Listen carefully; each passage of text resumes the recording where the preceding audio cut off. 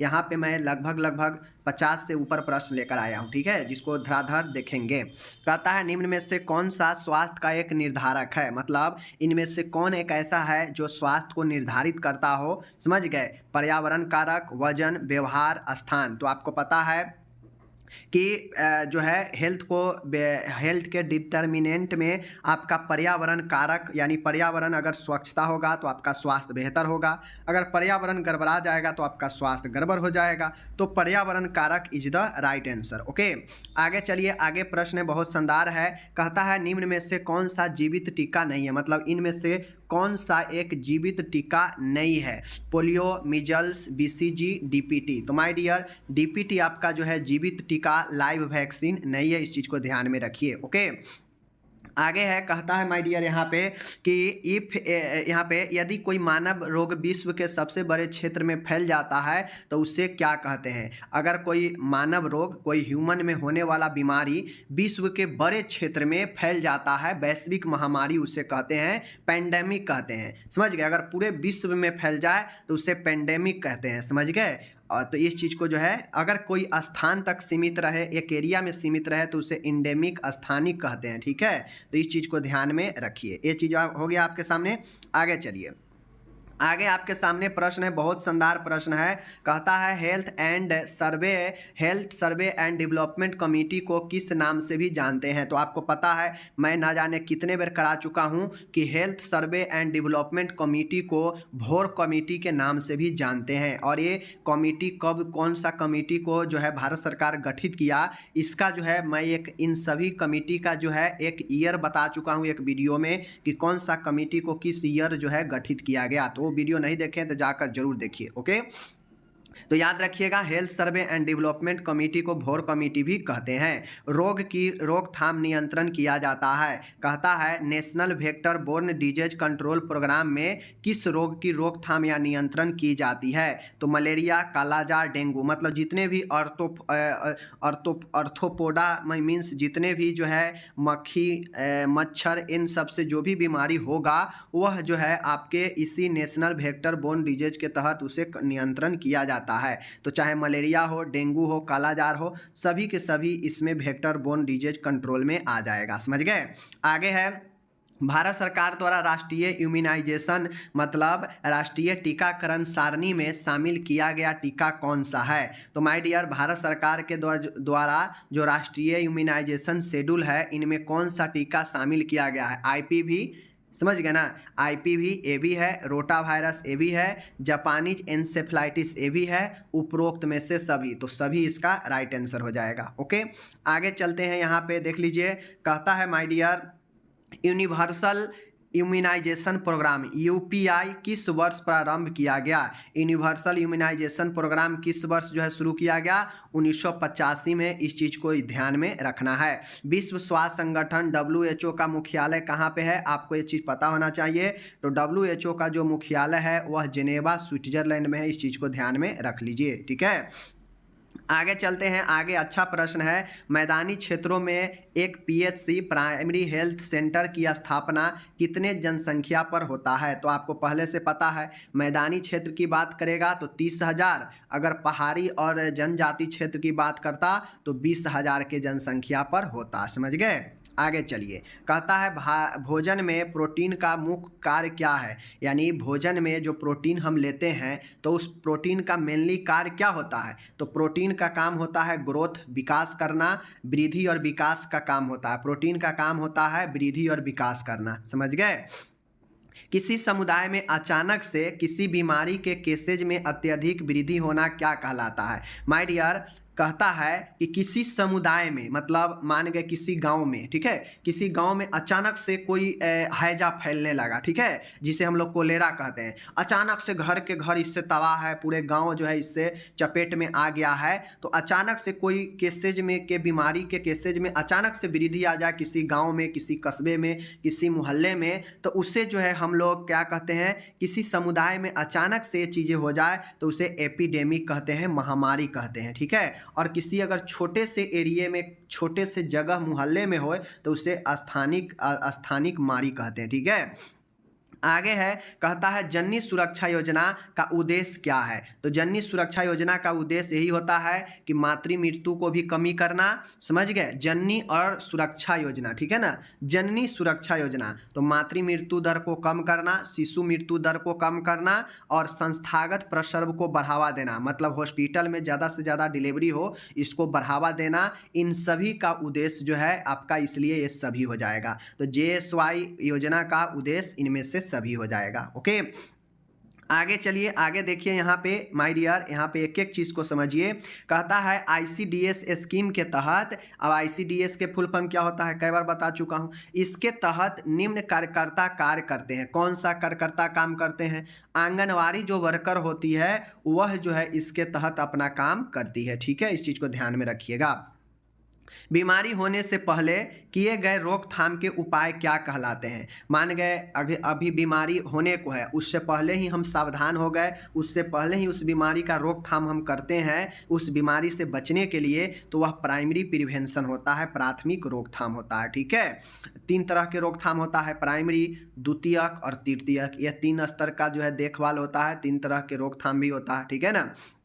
आगे है, निम्न में से वसा में घुलनशील विटामिन कौन सा है? तो हम जानते हैं विटामिन B और C, ये दोनों को छोड़कर बाकी सब के सब जो है आपके वसा में ही घुलनशील है। तो विटामिन A ऑप्शन में है तो यही वसा में घुलनशील होगा। आगे चलिए देखते हैं, एक एक प्रश्न को अच्छे से समझिए, ये सब काफ़ी अच्छा प्रश्न है।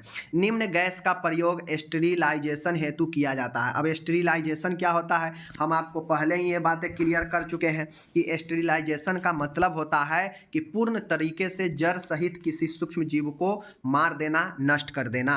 तो इसके लिए जो है हम लोग एथिलीन ऑक्साइड का प्रयोग करते हैं। गैस पूछ रहा है तो गैस में ethylene oxide is the right answer. Bronchoscopy के दौरान मरीज को दी जाने वाली पोजीशन क्या है? हम ब्रोंकोस्कोपी देंगे मरीज को तो उसमें कौन सा पोजीशन देंगे? तो चूंकि ब्रोंकोस्कोपी ब्रोंकिया में एक इक्विपमेंट डाला जाता है, तो इसके लिए जो पोजीशन होता है नेक हाइपर एक्सटेंड, मतलब गर्दन को एकदम सीधे अवस्था में जो है ऊपर करके जो है रखा जाता है, ठीक है। एनोरेक्सिया का अर्थ होता है भूख में कमी। एनोरेक्सिया का क्या मतलब होता है? भूख में कमी, ठीक है, इस चीज़ को ध्यान में रखिएगा। साइनोसिस का कारण क्या होता है? तो साइनोसिस जिसे देह नीलता कहते हैं, वो होता है कि रक्त में ऑक्सीजन का कम जाना जिससे शरीर नीला पड़ने लगता है, ठीक है। स्टेथोस्कोप द्वारा शारीरिक परीक्षण की तकनीक क्या कहलाती है?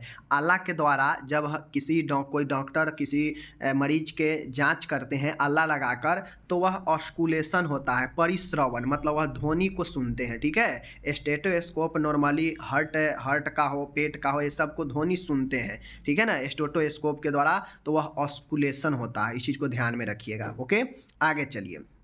कहता है माय डियर, यहाँ पे एक और जबरदस्त प्रश्न है आपके सामने कि एंडोस्कोपी कैथेटर का स्टेरिलाइजेशन का उपयोग करने का तरीका क्या है? कहता है एंडोस्कोपी कैथेटर का स्टेरिलाइजेशन का उपयुक्त तरीका क्या है? मतलब एंडोस्कोपी जो नली होता है उसको अगर हमें विसंक्रमण करना है, कीटाणुनाशन करना है, संक्रमण से मुक्त करना है, तो उसमें कौन सा तरीका अपनाया जाता है? तो एंडोस्कोपिक कैथेटर को हम लोग 2% ग्लूटरल डिहाइड से जो है उसे स्टेरिलाइज करते हैं, समझ गए, ये ध्यान में रखिएगा। पर वैजिनल देख लीजिए, वैजिना के परीक्षण में किस पोजीशन का इस्तेमाल करते हैं? तो आपको पता होना चाहिए, महिला के गुप्तांग से संबंधित कोई भी परीक्षण होता है तो ज़्यादातर उसमें लिथोटोमी पोजीशन ही अपनाया जाता है, समझ गए।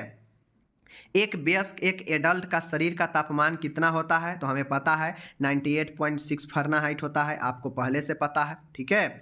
आगे है ब्लड ट्रांसफ्यूजन, मतलब रक्तदान में करने के लिए जो रक्त का स्टोरेज होता है वह कितना पर किया जाता है? मतलब ब्लड ट्रांसफ्यूजन करने वाला जो ब्लड होता है उसको कितना डिग्री सेंटीग्रेड टेम्परेचर पर हम उसे स्टोर करके रखते हैं? तो 2 से 6 डिग्री सेंटीग्रेड, इसको ध्यान में रखिएगा। ओके, आगे चलिए। कहता है कि कोल्ड स्पॉन्जिंग, मतलब ठंडक देने के लिए अगर किसी को बॉडी का तापमान बहुत ज़्यादा बढ़ जाता है तो उसे कोल्ड स्पॉन्जिंग करते हैं ना, तो उसके लिए तापमान पानी का कितना होना चाहिए? तो कोल्ड स्पॉन्जिंग है तो उसके लिए पानी का तापमान कम होना चाहिए, तो 70 डिग्री फ़ारेनहाइट पर जो है आपके इतना होनी चाहिए कोल्ड स्पॉन्जिंग के लिए, समझ गए, इस चीज़ को ध्यान में रखिएगा। आगे है समान अवस्था में टाइडल वॉल्यूम कितना होता है। माय डियर, नॉर्मल स्टेज में जो टाइडल वॉल्यूम होता है वह 500 ml होता है। यह चीज़ को ध्यान में रखिएगा, बहुत अच्छा प्रश्न है। कहता है सिग्मोइडोस्कोपी परीक्षण के दौरान मरीज को निम्न पोजीशन दी जाती है, यानी सिग्मोइडोस्कोपी करने में मरीज को कौन सा पोजीशन देते हैं, तो नी चेस्ट पोजीशन देते हैं। ध्यान में रख लीजिए, सिग्मोइडोस्कोपी में नी चेस्ट पोजीशन मरीज को देते हैं। ओके, आगे चलिए।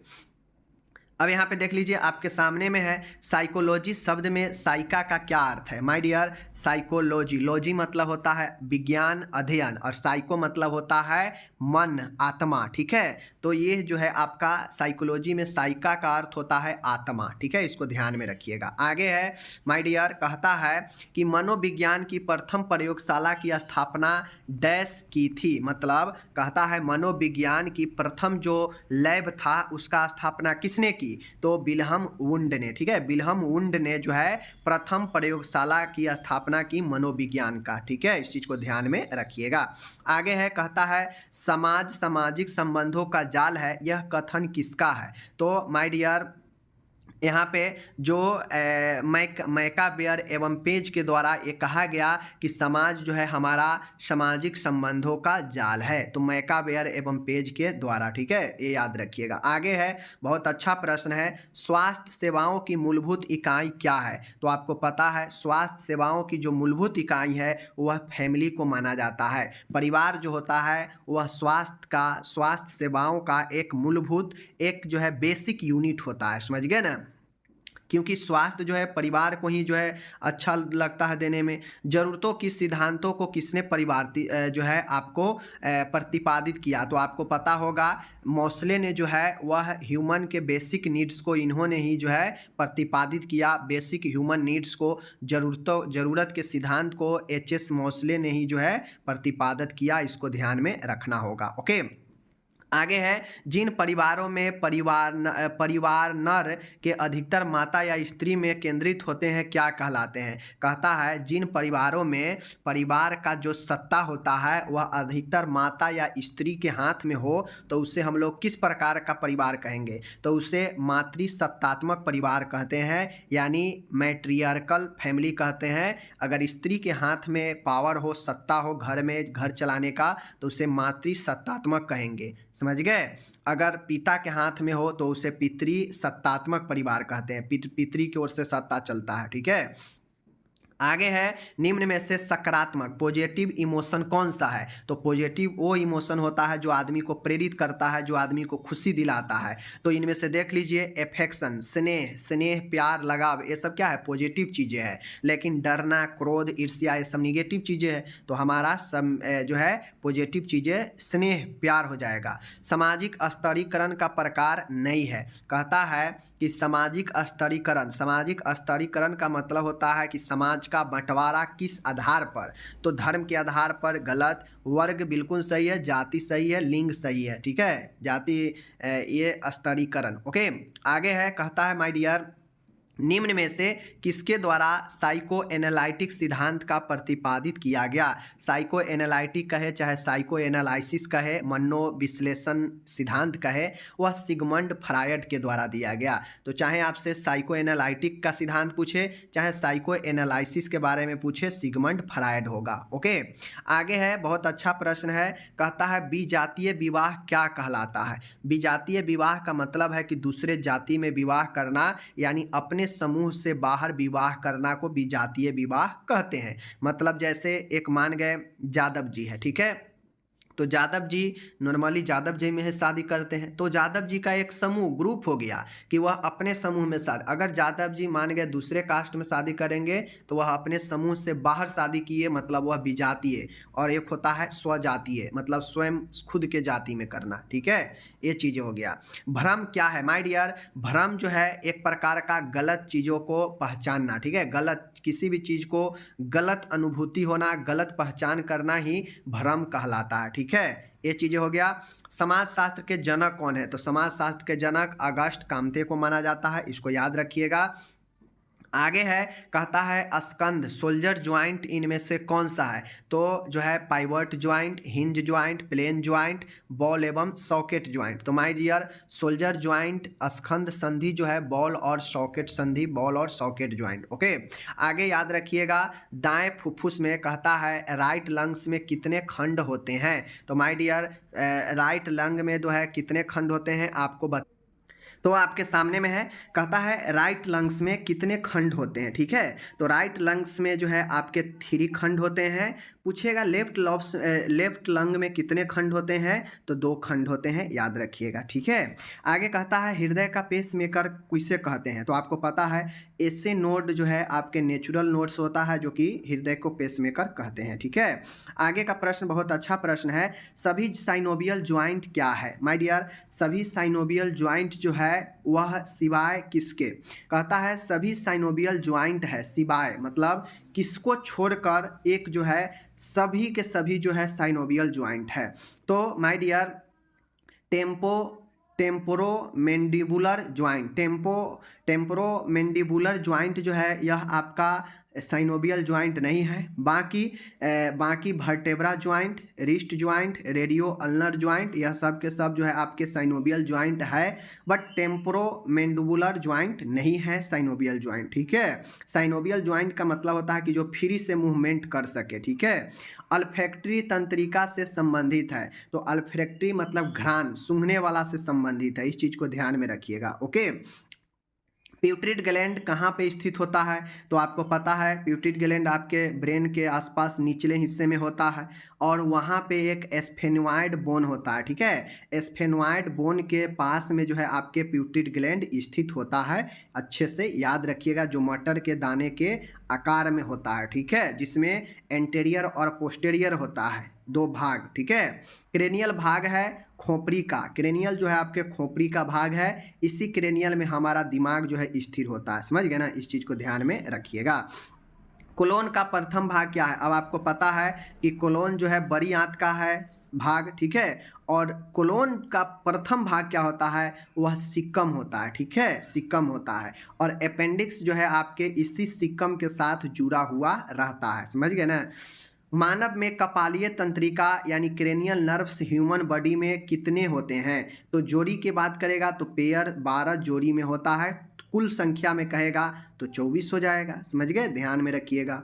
आगे चलिए, आगे प्रश्न है, कहता है मनोविश्लेषण का सिद्धांत किसके द्वारा विकसित किया गया? आपको पहले ही बता दिए, विश्लेषण का सिद्धांत जो है साइको एनालिसिस सिगमंड फ्रायड के द्वारा दिया गया। पता है बचपन में व्यक्ति का व्यवहार किसके द्वारा मुख्य रूप से प्रभावित होता है? तो कोई भी बच्चा है उसके बचपन में जो भी उसका बिहेवियर होता है वह जो है उसके परिवार के द्वारा ही मुख्य रूप से प्रभावित होता है। ठीक है ना।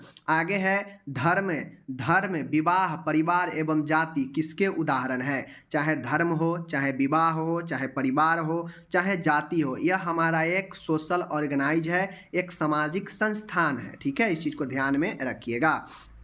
आगे है, कहता है किसी कार्य को करने की विशिष्ट क्षमता को क्या कहते हैं? तो कोई भी व्यक्ति काम करता है तो वह अपने बुद्धि के क्षमता के हिसाब से ही काम करता है। तो किसी भी व्यक्ति के कार्य करने की जो विशिष्ट क्षमता होती है वह उसका जो है बुद्धि ही कहलाता है। जितना जिसके पास बुद्धि है उतना दिमाग लगा के काम करता है। ठीक है, और उतना सफल होता है। समझ गए ना।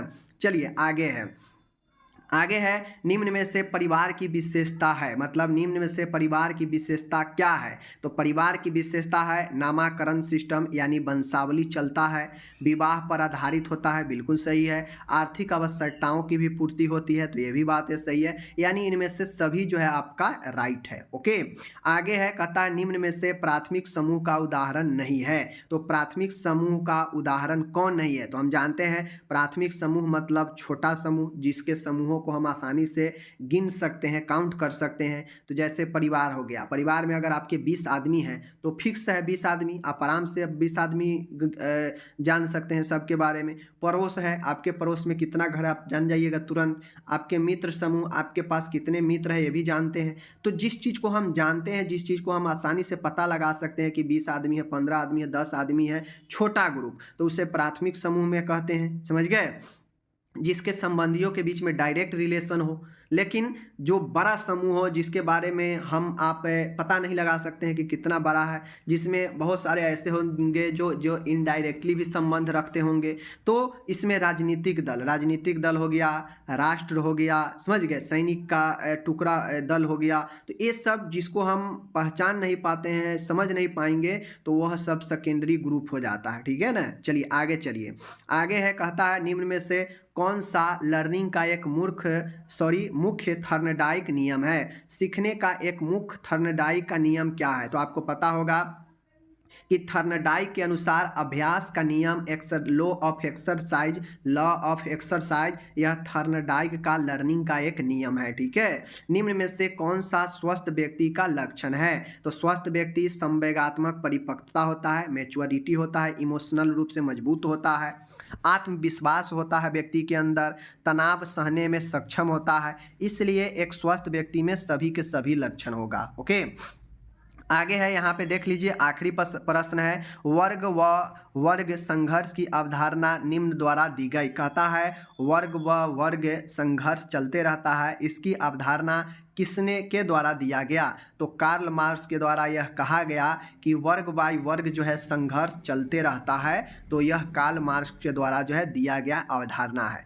तो इस प्रकार से आज मैंने आपको कितना बताया, 57 प्रश्न मैंने आपको बता दिया यह 20-22 मिनट में। तो जो भी लोग हैं इस 57 प्रश्न में सभी के सभी नए प्रश्न आपके लिए लेकर आए, कोई भी एक नहीं है जो हमने पहले पढ़ा हो। ठीक है, तो ये सारा के सारा है, अगर आप पढ़ते हैं तो ठीक है, नहीं पढ़ते हैं तो आपकी मर्जी। बाकी आप जिस प्रकार से चाहते हैं उसी प्रकार से मैंने हिंदी में लेकर आ भी गया, आप पढ़िए जो भी हो। ठीक है ना, मिलते हैं आपसे अगले